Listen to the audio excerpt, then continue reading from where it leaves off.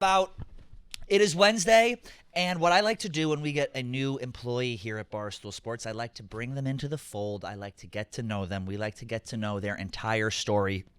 So that's who we have here today. We have Barstool's newest employee. He's an NBA superstar. He's the host of Hoopin' and Hollerin', and he is another Pat. So it's Pat squared today. Yeah. Here on Out and About. Pat Beverley, welcome on in. Superstar is probably a bit much. It is. As I said it, I was like, it's a bit much, cool, but just fucking cool. roll with it. I mean, Glaze is great. You're great. I appreciate that. You're great. I like how you intro camera. I like how you jump right out in front of it. Nice. I like that. Yeah, keep going. No, see what I'm saying? One We're Glaze good. deserves another. Dude, but Right. you are, I'm really happy you're here. Not just on the show at the company, because we've had athletes come in, and I think it's a really difficult transition for people who have been in your position playing sports, coming into this world, the media world, and not just the media world, Barstool, because it's so Very different. And I think you experienced some of that last week with the fucking internet fighting shit with Francis and all these people, which we don't have to get into. No, we can if you want. No problem. But I thought you handled all that well. And I guess my first question to you is, how did you end up here?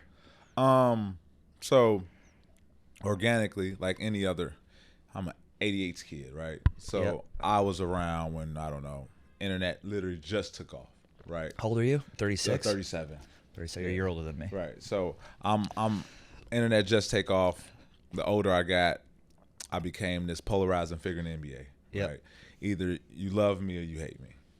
It's true. You know, That's like the most Dave Portnoy hire of all time. You either love or hate. Yeah, yeah. I think a lot more people love you than hate Yeah, you. yeah, I think yeah. the people you were the cities you went to, people hated you. Yeah. But I think Yeah. more people love you. Yeah. So dealing with that, I kind of understood, like, okay, cool. Like, even when I'm done with basketball, I can go into another field. My takes won't be normal takes. They'll be takes where I understand how the algorithm goes. And I think Barstool has taught me that over the last 3 years, that I understand how the algorithm goes. I You understand been here 3 years? Yeah. Jesus. Yeah. I said new employee. I think that. I said you was glazing me when I came on. I was serious. New employee. Oh well, you moved overseas to play Yeah. basketball. So- But yeah, you're. I did pod over there too. And you did the pod over there Middle too. of a war. Pat Bev show with Roan. Yeah.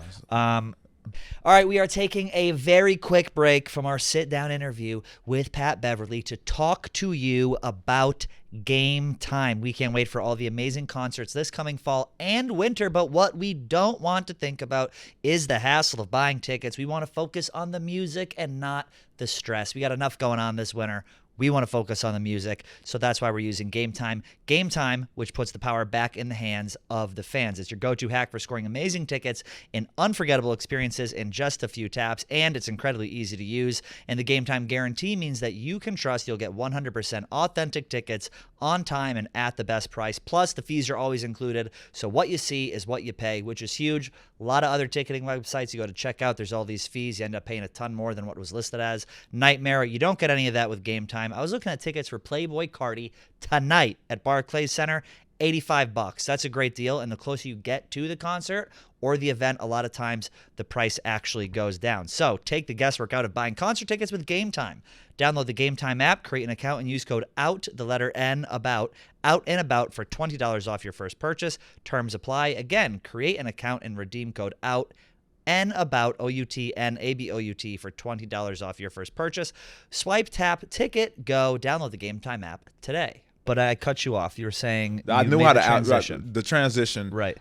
Polarizing figure. If I do say something, people go say, "Hey, what the hell?" Or if I do comment on something or tweet something, like it's gonna get more than your average basketball player gets because of who I am. You love me or hate me, right? So I've understood, like, okay, cool. Even when I'm done with basketball, I can kind of have a lane for media because that's all the internet is, right? It's polarizing figures who have certain highlights or certain topics or certain opinions about different topics. But I feel like you didn't become, like, you're an agitator, at least towards the end of your career in the NBA. Yeah. But I feel like you didn't become an agitator until later in your career. No?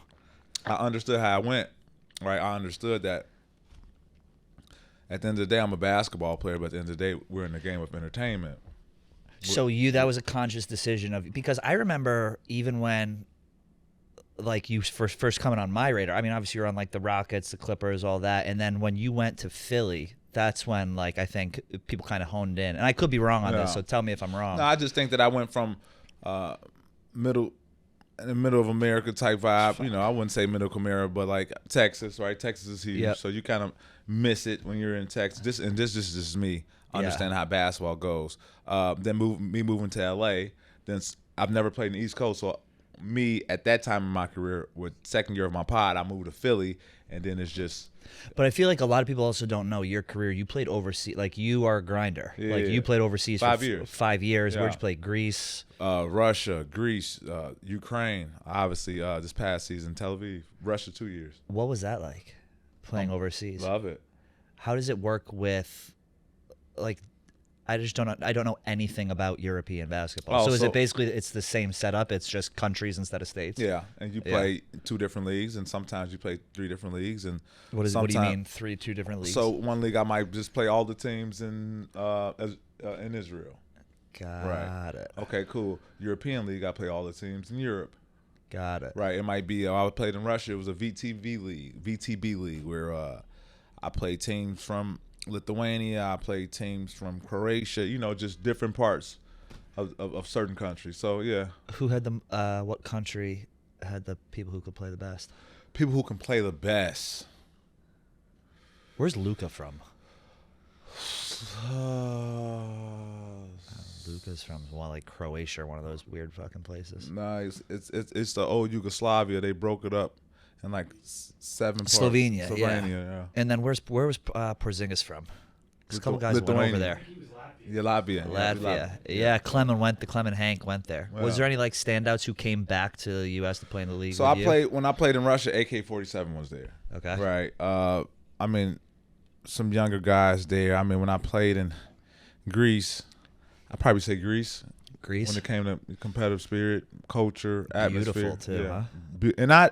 But at that time, I didn't really know. I wasn't really culturally experienced, right? I went over there because I wasn't. My game wasn't ready for NBA, right? So I went over there to hone in my skills. And right? at the time, was that frustrating for you? Did No. you feel like you were ready, or did you acknowledge and accept, I'm not ready, I need to go? Acknowledge, except I wasn't ready. You played where? Arizona? University of Arkansas. University of Arkansas. Yeah.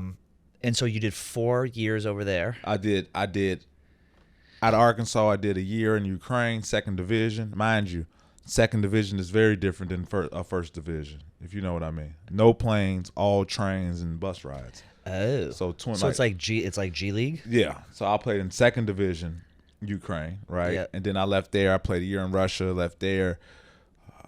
Went to the NBA, signed contract with Miami Heat, got cut there. Left there, went to Russia, played in Russia 2.5 years, came to the NBA, played in NBA 12, 13 years, left NBA, not officially leave NBA, but decided to play in Israel, Tel Aviv. That was last season. How 18 frustrating! years. How frustrating is that? Where you go and you're signed by Miami and then you get cut, and it's like, I go back to fucking Russia now. Right. I blame Mike Miller. I made that team. Mike Miller, the 3-point shooter. Yeah, I made that team. Yeah. I made that team. We doing the drill. And Mike knows he gonna give me shit about this, but I love him to death. I'm on that team. I signed a guaranteed contract. I got paid for 2 years, even though I wasn't on the team. I was on that team. I was on the Miami Heat. I was on the team. We do a drill. LeBron is having his way. I mean, we do a drill, a post drill where I don't know. You were on when LeBron and D Wade were on the team. I was there when LeBron made the decision. I was the rookie on that team. Was that 09? Yeah. Oh my God. Yeah. So I'm like, and I'm in Miami. I'm in Miami. I'm okay. Let's do it. Mike Miller gets hurt in practice trying to be a fucking defensive stud one day. He gets hurt. They have to get bigger guard. They have to go get Jerry Stackhouse. They cut the lease on the contract. Me. That's God. Now we I'm are old, huh? Jerry Stackhouse throwing these names around. Now I'm back, like you say, like fuck. I'm back in Russia, not for 3 years. So did you sign? How was your rookie contract in the NBA? So I signed. I don't even fucking remember what was it. 1.3, 1.4 per year. Per year, yeah. And then is a pay discrepancy from NBA to Russia, like rookie contract? Is that a huge discrepancy between the two? I was the highest paid. Because they're like, this American motherfucker was on in Russia on at the Heat. time, yeah. What was the living situation like in Russia? Probably some of the best places I lived. Really? Really. we call it shisha, but people here call it hookah. Like I was doing that in 2010. Yeah. And then I came back, and three years later they just started. I'm like, fuck, I should have started. Do you like hookah? I mean, no. Yeah. But I think it's shit. Yeah, it's god awful for you. It's so bad for you. You're smoking a pellet of tar. No, you're literally smoking 17 cigarettes in one inhale.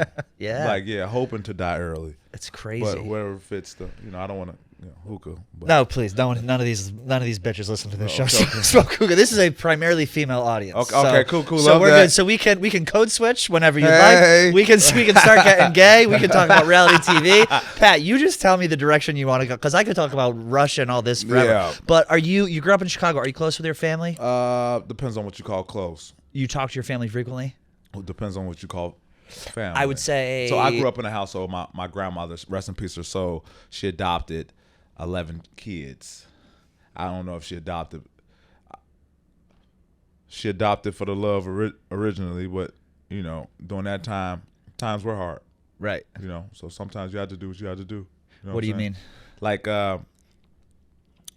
she could have just adopted 6. She chose 11, 12. You know what I'm saying? Like, and why though? Because you're getting more kids, you have the more money you can get. No, not that. But that second option, the first option being like, she'd get a family of 4, but only get 2 of them, and the other 2 are left in the system. So okay, I'm gonna bring the younger brothers and sisters. Oh, okay, you bring the younger brother and sister. We'll take the other odd brother that's over here. So it's like that. So you had how many? You got to think, I was the only child.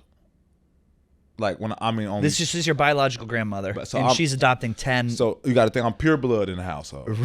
You're the alpha. Yeah. But at the same time, I'm the one that everybody thought I got special treatment, and I probably fucking did. You should. Right? You know what I'm saying? Your blood is thicker than water, baby. Yeah. You gotta get that treatment. But that was, you feel me? Like, that was tough, but it was tough until I decided to, like, no, it's even tougher for them too. You know what I'm saying? Yeah, 100%. So I experienced everything. I experienced parents coming trying to steal their kids back. I experienced parents dropping their kid off 2-3 months, saying, "Hey, babysit for me, never come back and get them." I've seen parents that had AIDS. I've seen parents that I've cocaine, like crack cocaine cousins, where parent was doing cocaine. My cousin has deformities. I have every boy I grew up in a household with is either shot or in jail, except me. Every boy, every single boy. How many boys? How many girls? 6 boys, 7 boys, including 4 yourself. girls. 7 boys, including 6 boys, yourself. 6 girls. Depending on what the time. Total, it might have been 18 kids, but at the time I was there, it was on the 11. But she's adopted way more. So then, what was it like when?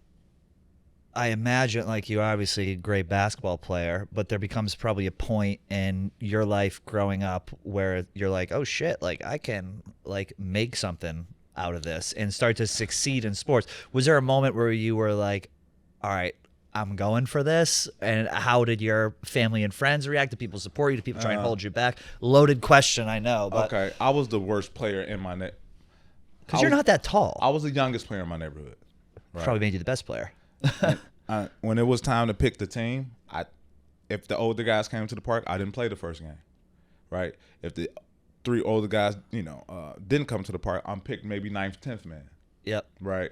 A guy named DeJohn Carr, who's my cousin, one of the children that my grandma adopted. I don't know. I came, and I love basketball. That's the only thing I did. But we pulled up to the house, minivan. I'm telling my grandma had a blue minivan. We hopped out, motherfucking 14 deep. We was wild, right? What kind of minivan? What kind of 90s ass Oldsmobile? Yeah, I'm talking about Scooby-Doo. Yeah. Oh, joint. okay. Yeah, Scooby-Doo. The motherfucker, yeah. Sure. Absolutely. Some seats work, some don't. Just painting a picture for the listeners at home. That's what no we're doing. seatbelts, hard right turn. Seatbelts, you fuck might no. slide up out that motherfucker. Did she ever pump the brakes when you were misbehaving in the talking back? My mom used to jack the brakes and smash her head right off to the dash. the front. Yeah. So come home one day, it's a kid that she just adopted. She's like, "Yo, I have a surprise for you guys. I just adopted another family." You're like, a fucking another one? All right, cool. All right, but he's out there hooping, going crazy, and I guess that's when I kind of fell in love. Like, man, someone else likes basketball the way I like it, and I just stayed in the gym. I'm talking about, like, I was doing things that when my cousin tells me now I didn't know I was doing at the time. And she's like, "Yo, you remember you used to be up 5 o'clock in the morning. We used to go to the park down the street. We used to have to come get you to get dressed for school. That's and crazy. I'm like, no, I thought it was 1 o'clock. I didn't know it was that early. Like, I'm talking about bleeding cold, snow, go to the court, throw ball over fence, hop fence, get shovel one spot, only shoot from one spot. I'm talking about a love and a passion for it. And I think that obviously like no one has shown through in like your work ethic, in the way you got to the NBA. A lot of people, it's God given, and I'm sure there's obviously an element of that in the talent that you had to get to the league. It has to be genetic, God given, whatever. But I think a lot of people assume that everyone in the NBA is just they're just naturally talented and this and that. But the work. So how old were you when you were shooting around like that? I don't know what. How long as I remember, I don't know, 6, 7, all the way up until I don't know now. Good Lord. Yeah. That's really fucking crazy. And I'm talking about like rainy days, you know. Fuck it, I got to stay at my grandma's house. Fuck it, I got it's 2 bunk beds. I'm talking about it's 2 bunk beds. Not hearing me, not one. Audience, hear me. It's 2, one next to each other. You roll out the second bunk bed, you're in the living room. You understand what I'm saying? It's no dresser. It's it's 2 bunk beds in one room. That's insane. Just to house children. You feel me? Did you once you went to college, you're doing well, and you move overseas to play, did you feel a pressure to distance yourself from everyone at home in order to stay focused on the task at hand? Because I imagine the goal was still the NBA. Yeah. You just lock in, no phone, whatever. Because when did you do that? You probably graduated 2010? 2000. Or did you? 2006 in high school. I left college 2008. Yeah. So you just had to lock in and just go. Yeah, so it was basically like, it made it easy when I was overseas too, because I was only home for a month and a half. Yeah. You know what I'm saying? I get home in June, I leave back out at the end of August. Do you drink? Now, sometimes. Growing up, did you party? Hell no. Not at all? No. No weed? No. No booger sugar? Hell no. No, I think that's no booze, nothing. I think that booger sugar lies in a rich man's drug, and during that time, we definitely weren't rich man. Yeah. No nothing. Could you play in the league today if a team called? Of course. Do you want to? Of course. I think you ask any basketball player if they want to. I think the answer is yes. And I don't even think it's because of. You're physically able. Yeah. I just think that that's been a norm for so long. It's been like the lifestyle for so long. What's the most difficult part about stopping? Is it just you're a massive part of your identity is now shifting? Yeah, I think that's more than anything. I think I'm a psychologist, by the way, it's so okay. we're going through this. I'm just I like to actually hear people's stories. I'm interested. No, it's very hard to explain. Like it's like you got to think when you talk about basketball, you talk about organically the first love of my life, right? Right. You talking about something that has been always good to me, right? You talk about something as I was able to move my family out of Chicago to Houston, right? Something has never did me wrong. Anytime I went to it, I actually did better. Right. Anytime I strayed from it, I did worse. You know what I'm saying? Like it's never let me down. Right? So like think of the love of your life that's never let you down. You would do anything for that motherfucker. Right. Yeah. Rob Bank, come on, let's go. Right. You know what I'm saying? Love my life. This episode is brought to you by Phoenix. No, that's interesting because I think a lot of times, like we've had different athletes sign here at Barstool, and I think some struggle with the transition more than others. And I think that there's like 2 or 3 categories of people, and tell me if I'm wrong, after they leave whatever league they're in. They either come here and thrive, they come here and say, this isn't for me, or they crash and burn. Yeah. And I think the fact that you understand like your love of when you go to basketball, things get better, and when you go away, things get worse. I think that's maturity, and I think that shows you have like enough self-awareness to understand what it takes to make it in a different industry. Like even when I don't know if anyone listening right now, my audience is a little different than like core Barstool. Okay. So when you got into it with like Francis and the people here, and you're kind of going back and forth on the internet, part of me is like, oh fuck, like this is not an internet guy. He doesn't know. No, I know exactly what I was doing. But you knew what you were doing, which is the point. Yeah. So it was. I gotta like teach you how to. I gotta teach you how to like properly insult people here. No. Because in order, here's the thing: the insults that you think are like good ones, the internet has been insulting them that way for years. You got to get something really fucking pointed to like get at these people. But I have all that. I'm you called Francis your son? I just choose to use it in different ways. Yeah. Like I've been getting booed in the NBA for, I don't know, half my career. Do you feed off it? Yeah, of course. Yeah. Right. You know how easy it is for me and you to go to a game right now. We can talk shit. We can look at each other, talk about what happened yesterday. They say someone's name. We do this. Good job. Yeah. You mean you keep talking. You know how hard it is to have that same conversation and say, you know what, hold on. Boo, fuck you, bro. Right. Like, that's a different type of energy, right? And I've been getting that every arena, probably over the last decade. You love it. So having a little banter with Barstool co-host. The blog was just so intense, though. I was like, dude, fucking stop. No, I was no, like, it's great. like, that's like when someone like pokes you in the back and you turn around and hit him with a sledgehammer. No, I was like, you need to understand, not everyone gets how the internet is. No, it was great, though. It could. It was great. Some of his best work. Oh, it was great work, but I feel like it made me feel like, oh God, I don't know. No. Because other people don't take it. Like if Francis wrote that blog about me, that would upset me. Hell no.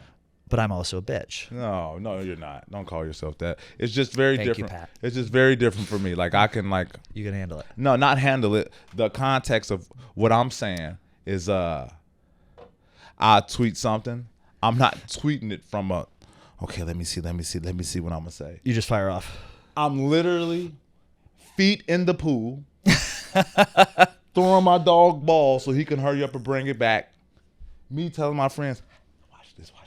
Yeah. You know, so like, and for other people, it's their livelihoods. Like this wasn't my livelihood. My livelihood was basketball, right? Shopify is the commerce platform behind millions of businesses around the world and 10% of all e-commerce in the United States, from household names like Mattel and Gymshark to brands just getting started. Shopify is what's going to help you launch your side hustle and turn that business idea into cha-ching. They're going to help you get started with your own design studio. They've got hundreds of ready-to-use templates, and Shopify helps you build a beautiful online store to match your brand style. They'll accelerate your content creation, and Shopify is packed with helpful AI tools that write product descriptions, page headlines, and even enhance your product photography. And best yet, Shopify is your commerce expert with world-class expertise in everything from managing inventory to international shipping to processing returns and beyond. If you're ready to sell, you're ready for Shopify. I know a lot of you have side hustles. You're making little things at home. You don't know how to sell them. Shopify is going to figure everything out for you. They're awesome. Turn your big business ideas into cha-ching with Shopify on your side. Sign up for your $1 per month trial period and start selling today at shopify.com/out-and-about. Go to shopify.com/out-and-about. Shopify.com/out-and-about. Now back to our interview. Do you think you threw the ball at the fan twice? Mm-hmm. Do you think if you didn't do that, you'd be still playing today? Of course. How do you know? I made a lot of great decisions in my life. For sure, the worst one. That throwing the ball was the worst decision. Yeah. And did you after that happened? Who were you playing for at the time? Bucks. You're playing for the Bucks. Was it a 1-year deal? Yeah. This is when they were on their championship run? No. This is after. After. They let you go. Were you in talks? No, I was a free agent. You were a free agent. Were Yeah. you in talks with other teams, and those talks just fizzled out, and they're like, sorry, we can't touch you? No, I think I panicked. Right, and this is the first time I ever talked about this on camera. I think I panicked a little bit, right? Because I understood oh shit, like, damn, I fucked up, you know. When did you realize that? When I got to locker room. But I'm saying, like, fucked up of, like, I could have waited out. I could have waited out before I got that, you know, offer from the team in Israel. I could have waited it out. Do you wish you did? No. Yes, looking back, right? But it's a loaded question because, like, do I wish I would have stayed in college? You know, do I wish I would have, you know, not paid the money back when it was a buyout for in the NBA? You know what I'm saying? Like, it's just different. I think that a lot of people, and I was telling one of my good friends, and I'm telling my son about this too, and I'm trying to help him grow up as fast. How old's your son? 7.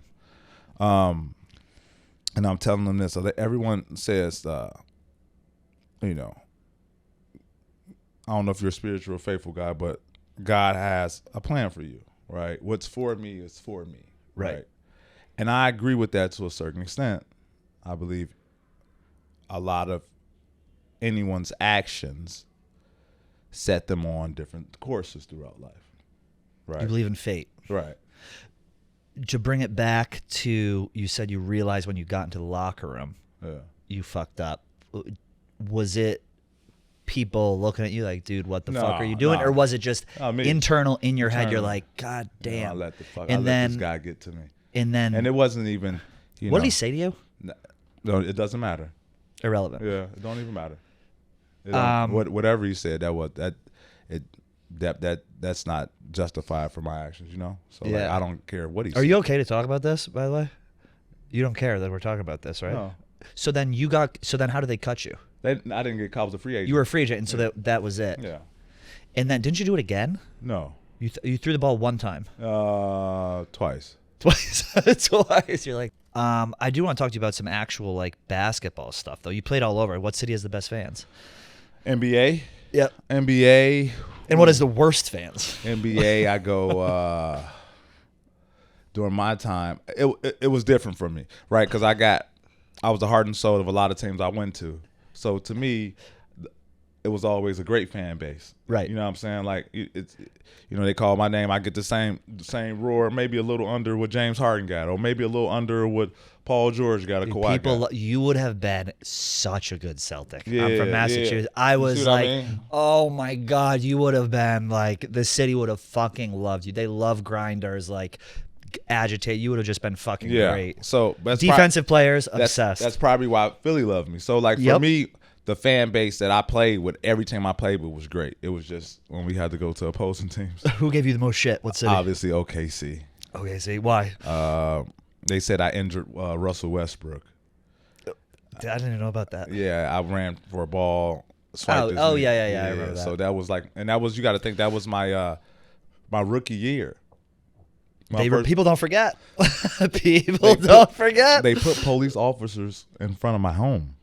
It was that bad? A ball boy from OKC threatening to kill me. They had pictures of him. God. They put police officers in on the floor of my hotel. I was the only person on that floor. It was wild. This is my first year. Only person on the floor. And they had an officer next to me to make sure I was okay. It was wild. You're not hiding in plain sight. They just had clear it all out. And I'm like, what? And I'm looking at the kid, and he's like some, tiny little kid. I'm like, bro, I'm going to go get coffee. Fuck him up. Right, okay, but whatever. Yeah, so that was my welcoming moment. Who took you under their wing? Who was your vet? Off the top, obviously, D Wade, LeBron James, Udonis Haslem. They were huge in my this is how you do things. The blueprint if you want to succeed in the NBA, and if you want to, play over 10 years in the NBA, this is what you need to do. Do you think things have changed that much in terms of rookies coming into the league and the treatment they get? You look at a guy like obviously you got like Cooper Flagg. Yeah. Like he's superstar. Yeah. Like he's obviously playing at a high level already. Kid's like 19, 20 years old. Uh-huh. Is he going to get a different treatment off the court, and is he going to get a different treatment on the court? Like if you see a guy like that, are you like, oh, I'm going to go D his ass up and hand check him and see what I can get away with? And are the refs going to let you get away with that? I think anytime a veteran is dealing with a rookie, refs let you get away with a little bit more than usual. Yeah. Now if I'm doing those same tactics with, I don't know, Steph Curry, maybe the ref calls it a little different. But they kind of let you, beat up on the rookies a little bit. It's like what Magic Johnson say: if you breathe on Michael, it's foul. Yeah. That's the same thing. It's respected. And expected also. Was there any player when you were playing who you just couldn't wait to get your hands on? Like if you saw a guy who was doing well, you're like, I want to prove a point. No, that was my upcoming was very different, So like when I came to NBA, I signed a 3-year all non-guaranteed. I can get cut at any time if I fucking break an ankle, fuck up a knee, knock on wood, back go out. I'm done. Right. I'm done. So, and the backstory, I paid my way to get an NBA. What do you mean? The NBA buyout was $400,000. My buyout from the Russian team was 1.4. I had to pay $1 million of my own money To get out of your contract. to get out of my contract. So I paid my dues, like literally paid my dues on and off the court and financially before I even got to the NBA to go to the NBA. And that's a lot of people forget that point. Yeah. So and that makes you want it even more, and that makes you want to stay healthy even more, and that makes you want to not. Now, I can't imagine because I would be. So now my mindset's scared. very different. My mindset wasn't Steph Curry. Yep. My mindset was everyone's Steph Curry. Right. I'm prepared, right? My mom said, you go do this, you want to stay, you want to make a name of yourself, you have to prepare every night, have your body mindset right every night, like you're going against Steph Curry. You can't have off nights. I'm not saying I play perfect every night, but that was just my mindset. Yeah. It got me 12, 13 years. And I feel like you were on like obviously the way athletes have this is a very like sports heavy show, but this is just so fascinating to me. This is not usually what I do, but I was like, I need Pat Beverley to talk to him. Love that. Pat with Pat. Pat on Pat. Half the audience seemed like, okay, we're talking about preparation in the 2000s versus whatever. No. But I feel like guys our age, I'll loop myself in with you, like the way that they prepared and the science of preparing their body and the nutrition wasn't as much of a priority. You had to learn it when you joined. Yeah. So now guys go in, or you get a kid like Cooper Flagg or whoever, they go in. Here's how you heal your body after a practice. Yeah. You say you left a game. Here's what you eat. When you went in, it was different, and that evolved along the way. Yeah. Was there ever any moment where, like, how far into your career were you when you realized, okay, I got to start taking care of myself. I want to keep going. I think when you as basketball players, like I don't. It's always a competition, but Right. people only think it's a competition on the court. It's smaller competitions behind the scenes. Like, okay, man, this guy's using this cryotherapy. I want to use it. Do you use? I think that's a fucking scam. You I go in there and do you just freeze. Freeze, yeah. Do you like it? I mean, what do you do with a steak to preserve it?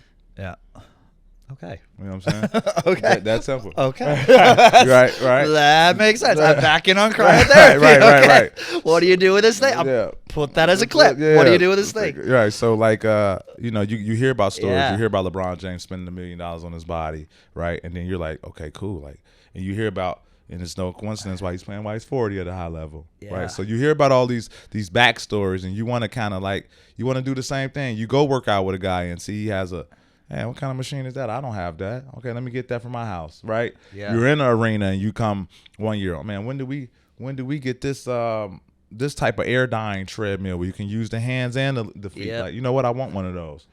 You foam roll every morning? Yeah, you do. Okay, cool. I'm gonna put that in my routine. You ever been to a gay bar? No. Gay club? Nope. Would you ever? Under the right circumstances?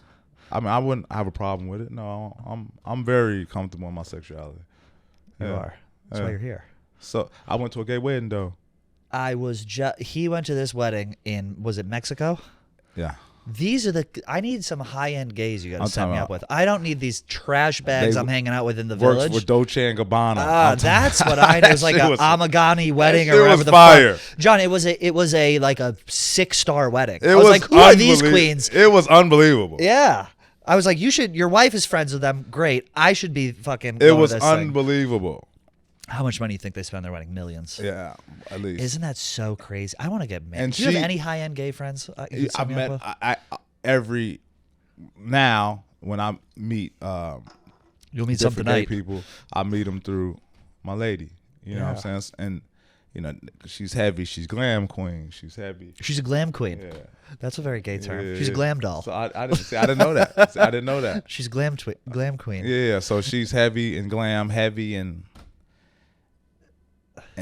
different designer stuff. So yeah, I've met my fair share of gay people. I love it. And it's crazy that a lot of people ignorant, and I say ignorant. I want it to be that strong too, right? Yeah. Because I can say the average definition of ignorant is not knowing. I can say people who don't know, but ignorant is a perfect term because it puts a little strength behind it, right? A lot of people are ignorant to, gay people in the gay culture. Did you know any gay guys in the league while you were playing? No. Was there any rumblings?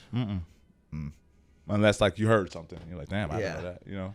That's crazy. I remember we had Will Compton on the show once, and he was saying there were a couple guys in the NFL, No. but I don't think it would fucking matter. Yeah. Right. I mean, and you never know what somebody's doing in their spare time anyway. So I feel like it's harder for to come out as a black man in the black community than as a white guy. yeah, Like I've heard I know a couple black gay people obviously, and they're like, it was not easy. I Like, bet. I hear that's a tough thing. Yeah, I like bet. I can't imagine what think- your cousin has gone through. Yeah. Like just the prejudice and the well, that's I can't imagine. It's a first off, it's a organically I have to hide it. Right. It's either hooper or I have to be this athlete. Like instantly, Right. I have to hide it. I think in the white culture, it's you have to hide it, but parents are more mature to accept it than the household of single mom.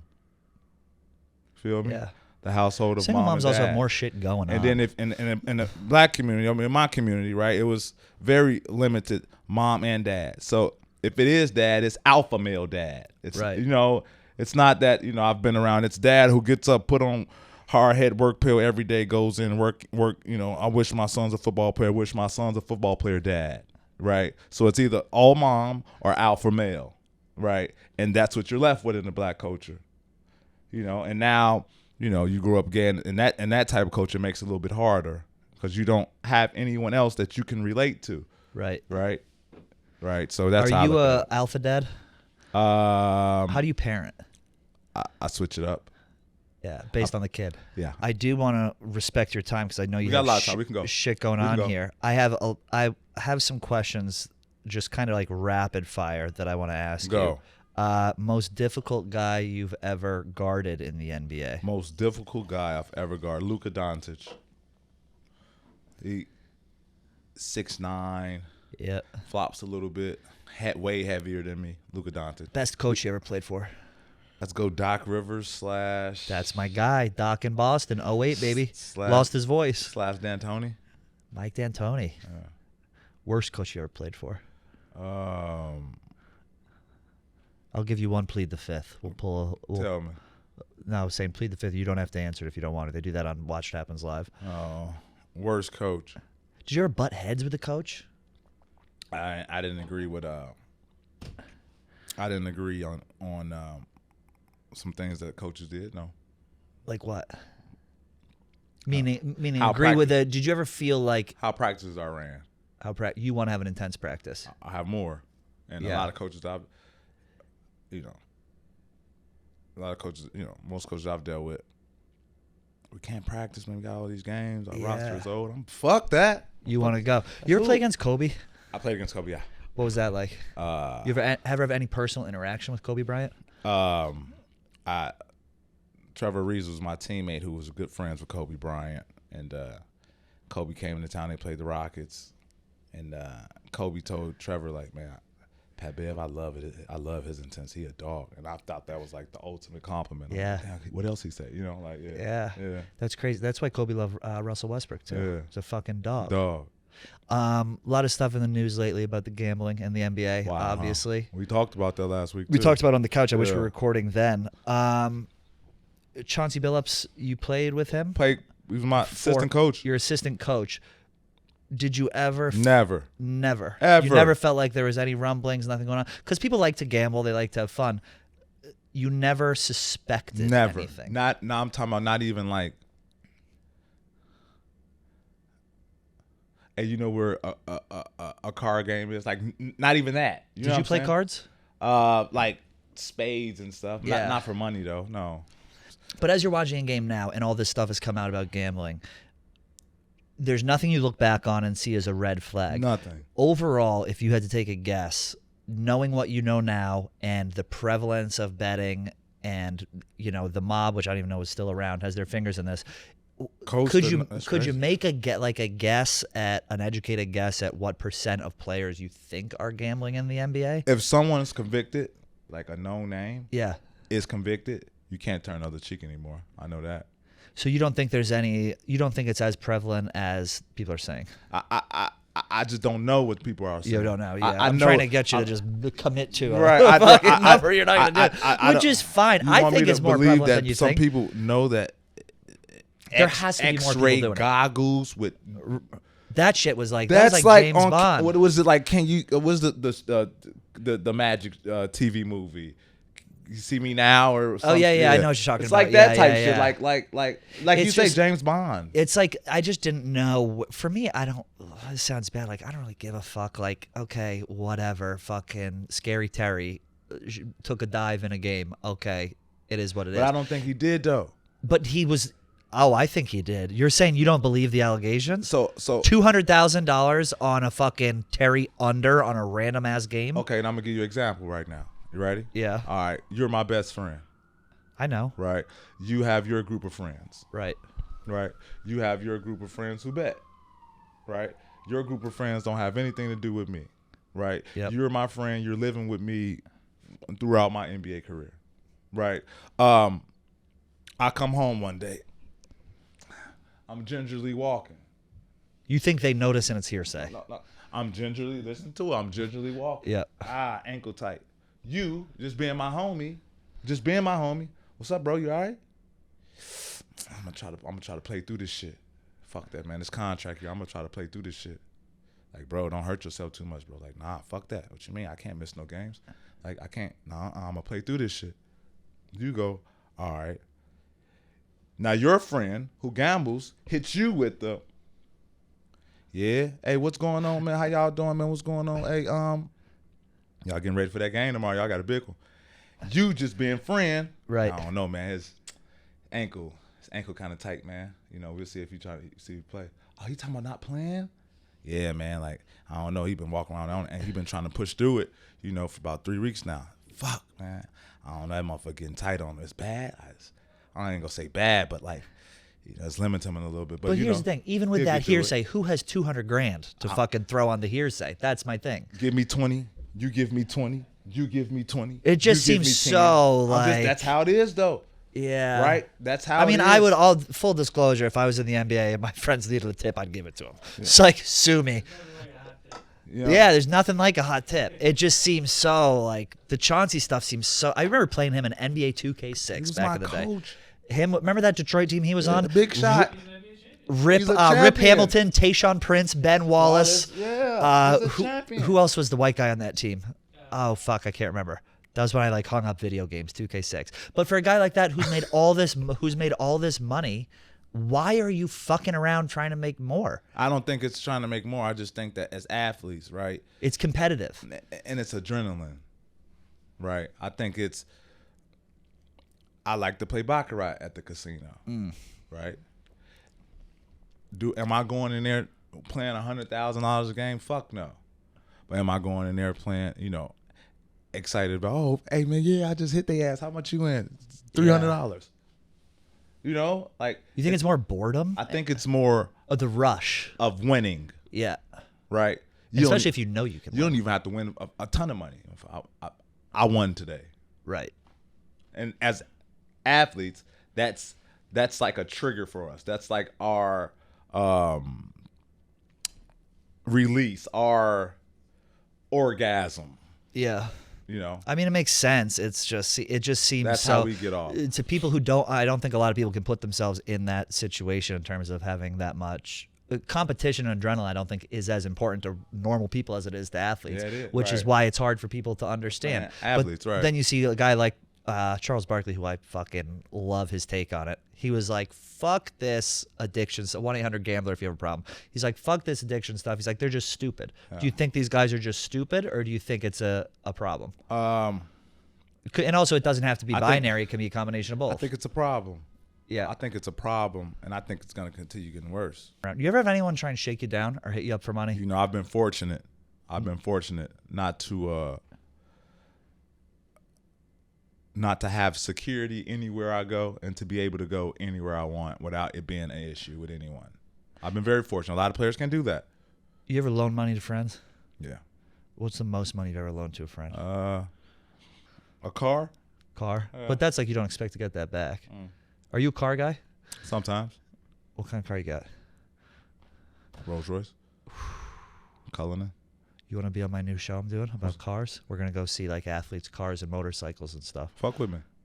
There we go. Yeah, I got the crazy Jeep. Man, What do you got? The Wrangler? I got the Jeep. I've juiced it all up, put lights on it, big ass tires. I got Hell a yeah. Sprinter truck. Get on the motorcycles. What are you doing? I got a Don't even tell me if you have a motorcycle. We're starting a show. I have a Can-Am, but in the NBA you couldn't have 2 wheels, so I bought everything with 3 Really? wheels. So I have the Spider bike with the 2 wheels in the front and the 1 wheel in the back, the long one, and I have the Can-Am. Gilly's got one of those, I think. And I got the Can-Am. Can-Ams are fun. Yeah. Remember who used to But I got that from Mom. You got the Can-Am for her? But like Mom was huge in driving motorcycles growing up. Your mother? Yeah, she was a gangster. Your mom drove motorcycles growing up? I'm talking about hop on the back. So I'm like, wee. Oh, wow. Yeah. So like that's where my came from her. That's fun. They used to drive up to games in back like remember that 90s games? You like Patrick Ewing pull up on a fucking motorcycle with no helmet on? And that's when Michael Jordan was playing. Yeah. Yeah. So she was, she was a nice little crew.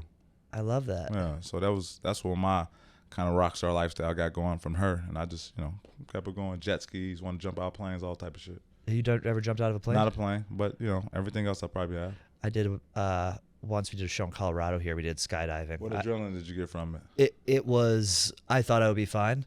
Fuck that. It was like you go out and it's like, okay, I'm already going fast. You just keep going faster. You can't even it's hard to breathe because the air is going in your face. The hardest part was I asked people. They said the hardest part was jumping out. Yeah, it was absolutely terrifying.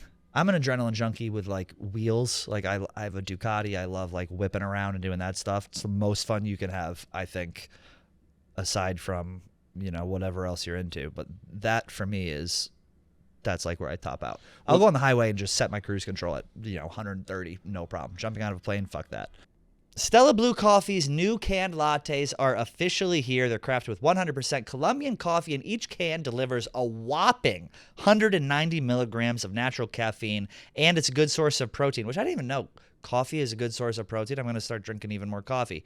And the canned lattes, they come in 2 flavors, espresso cafe mocha and espresso sweet cream. Very fall, very cozy. So whether you're braving your morning commute or chasing your pup, Stella Blue cans are for those always on the go and for those who care, because Stella Blue is more than just great coffee. It's about giving back. Big Cat actually named the brand after his rescue dog, Stella, which, not to brag, I named my dog Stella all the way back in 1999, so I am credited with that name becoming popular.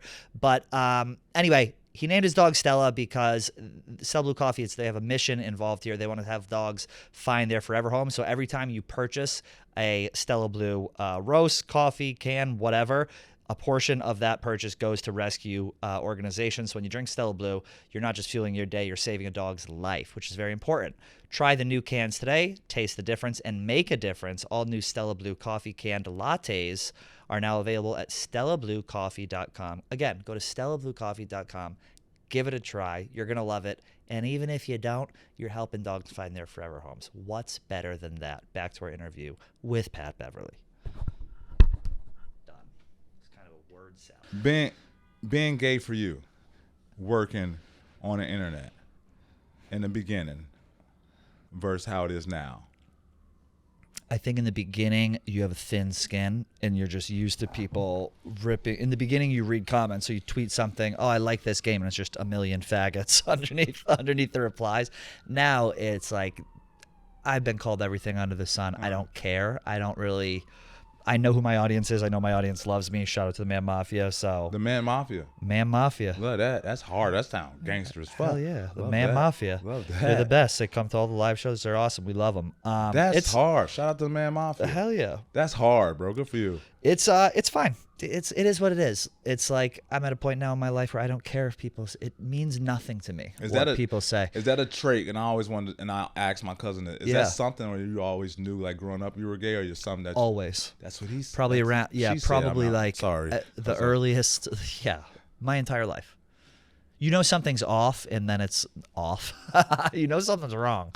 You know something's different, and then as you get older, you're like, okay, here it is, and then you accept, like, oh fuck, this is happening. This is what it is, and then you come out, and then once you come out, there's no going back, and it's a unique, like you say, working at Barstool and on the internet being gay, because the core Barstool audience is not gay. Right. So their initial reaction is to shit on you. Right. Sometimes, depending on your content. But the internet's not a real place. Like, I have a rule, and you probably dealt with this with some comments too. If someone replies to you with something mean and they don't have a real photo of their face, that holds zero stock. Yeah. And no one is ever going to say to you or me or John or whoever to your face what they would say to you on the internet. I've never heard anyone disrespect me in my face. And I have. They never will. And I've been places like we do parties here, we go out to travel all over, and you meet people sometimes and you get a vibe, oh, I'm a big fan, whatever. And I'm like, you definitely just called me a faggot on the internet like an hour ago. No one ever does. So if you And John, if you got to run, I don't want to keep you here. Okay. You got to go? I'm sorry. No. I just want to respect his time. Okay. All right, good. So now you're out, you're having a drink. Yeah. A hot girl walks by. There's nothing. Because I'm the hot girl, Pat. Nothing. I'm There's talking about, not even like, sometimes I'm that you might, bitch. Get out of here. Sometimes you might, talk to a motherfucker and look down a little bit, like. Oh no! Oh, I appreciate. I bite my tongue. The thought of women makes my tongue swell up. I appreciate a beautiful woman, but that holds no stock in like the type of relationship that I want to foster with this person. Like, a lot of gay guys will only be friends with like other hot gay guys or like hot girls. Could not be farther from the truth for me. That looks hold zero weight in friendships with male or female for me. You are comfortable in your skin. You are I appreciate what we call a human being. Thank you, my king. Yeah, a human being. Do you want to co-host this show permanently with me? Okay. He goes, I actually gotta go. Hey, no. So you ever meet people? It's like all their friends look the same. No. Okay, so that must just be like a gay, like white thing. Like some of these gay guys, they only hang out with people who look like themselves. It's insane. If you looked at my friend group, everyone is so different and so disgusted. I have no hot. By the way, I'm in the market for hot friends. So if you're hot and want to be my friend, please, for the love of God. Every one of my friends looks different, and looks don't matter at all, especially with ladies. I want a funny woman. That's the most important thing. The most important quality. Funny. What a twink is? Twinkie, yes. Twink. Okay. I have a homie named Twink. You have a homie named Twink? Yeah. Is he a petite, hairless, feminine man? I mean, total opposite. Okay. Beer belly. So he's a bear. Yeah. A grizzly bear. He's a grizzly bear. Yeah. Not to be confused with an otter. Do you know what an otter is? I do know what an otter is. You know what an otter is, not the animal. No. Only the animal. Okay. Now we're gonna go ahead. Now we're gonna get the education on. Yeah, I like this. An otter. John's kind of an otter. John's a little bit of a wolf. Think like a skinny, hairy. I'm thinking of an otter. How an otter looks. Yes.